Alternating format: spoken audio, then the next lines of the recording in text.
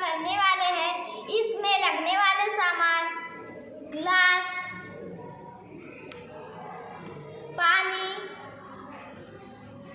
और माचिस। तो चलो हम ये तर्जुमा शुरू करते हैं। पहले हम गिलास में पानी डालेंगे,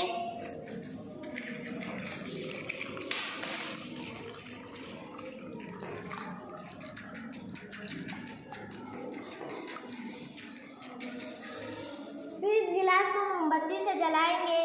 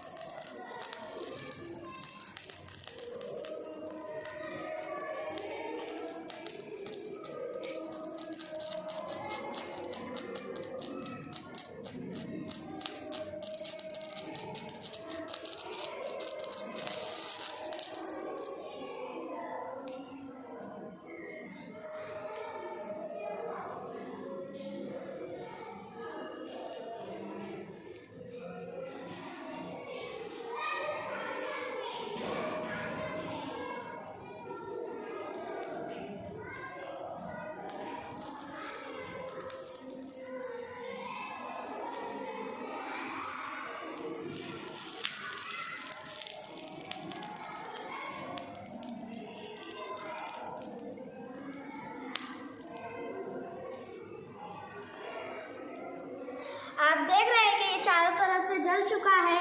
अरे ये क्या हुआ? ये आधा ही जला, ऐसा क्यों हुआ?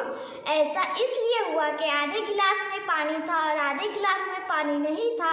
इसके लिए आधा गिलास जला और आधा गिलास नहीं जला, क्योंकि गिलास में पानी था और पानी आग बुझाने की खासियत रखती है। शुक्रिया।